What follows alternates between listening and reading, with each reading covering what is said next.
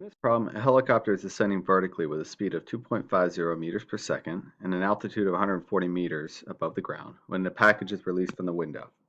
The problem asks how much time will it take for the package to reach the ground and how fast will the package be traveling when it hits the ground. Like any problem, it's helpful to draw a picture to get an idea of what's going on.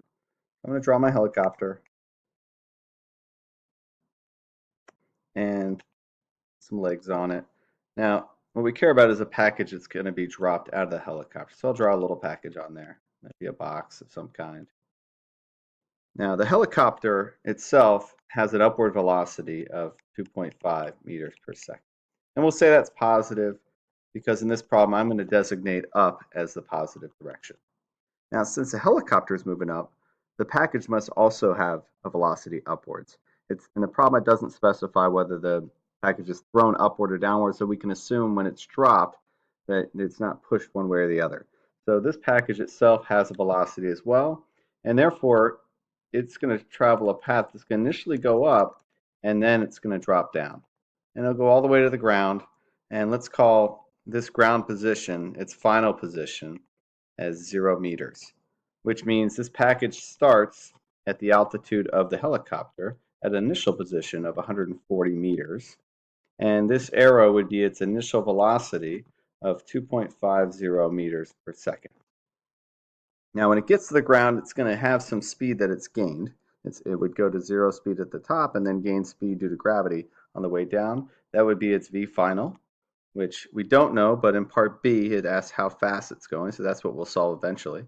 It's going to take some time for it to travel that distance, and it's going to accelerate due to gravity at negative 9.8 meters per second squared. Again, the negative coming from the fact that gravity acts downward. The gravity vector is down, and we've called up as positive. So I've identified all my variables, a, t, v, x, which sometimes can be helpful to draw out in its own table.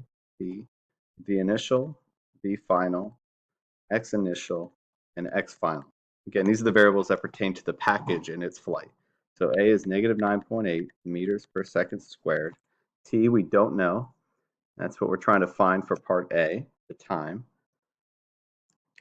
V initial is 2.50 meters per second. V final we don't know. X initial, it starts at a height of 140 meters, and it's going to finish on the ground at 0 meters. Next, we look to solve. So for part A, we want to try to find what is t. Now, in order to get t, we need an equation that has t in it. So we have three kinematic equations. Our equations are x final equals 1/2 at squared plus v initial t plus x initial.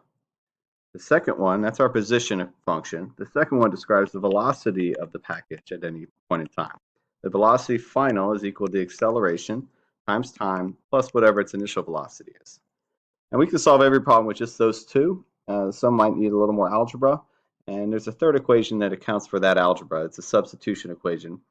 And we get a VF squared equals V initial squared plus 2A delta X, which is really just X final minus X initial.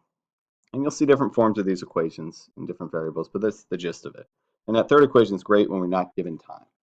So in this problem, what I'm looking for here is, in order to get time, I'm looking for equations that have time. So the first two are what I'm targeting. However, the second equation, I also need VF. So that second equation is not very helpful. So for part A, I'm going to use the first equation, and I'm going to plug in the variables that I have. X final is 0 meters, and that equals 1/2 times negative 9.8 meters per second squared times t squared plus the initial velocity, which is 2.5 meters per second times t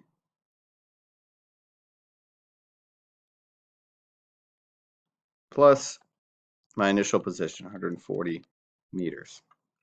Now I put all the units in there, and if you look, you're going to get t squared, which will be in seconds, which will cancel the seconds here, and the t in seconds will cancel the seconds there. So I'll get meters plus meters plus meters equals meters. So again, just showing you that the units will work out. So moving forward, I'm just going to leave the units out of the problem. So I'm going to simplify my equation so I can solve for t. Right now, this equation only has one variable, t, except there's a t squared and a t. So I have 0, half of 9.8 is negative 4.9 t squared plus 2.5 t plus 140. And as you can see, that's a quadratic function. And there's a t squared and a t. We have ways to solve this, factoring, completing the square. We can graph. The way that one is the quadratic formula, which is going to say that t equals negative b plus or minus the square root of b squared minus 4ac all over 2a. And plus we can identify that our a term always comes with the t squared, our b comes with the t term, and our c is the constant at the end. Then we can plug into that equation and get our values for t. And again, because of the plus or minus, we're going to get two values for time. Now, in my calculator, I've gone through the work of programming in here a quadratic equation. And so all I have to do are plug in my values, negative 4.9, 2.5, and 140. And it's going to spit out, it does all the math for me, my two values. I get a t value of negative 5.1,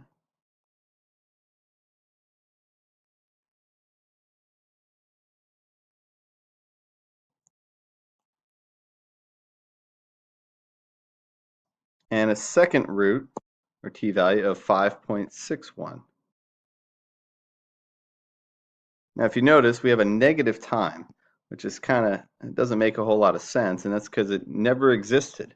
If we follow our parabola down and continued it, the math says that that object, had it started on the ground, would have started there 5.1 seconds before it ever got to that height, which really never happened because it rode a helicopter up and didn't decelerate due to gravity. So I'm going to throw that value away, which leaves our answer for the time to fall from that position as 5.61 seconds.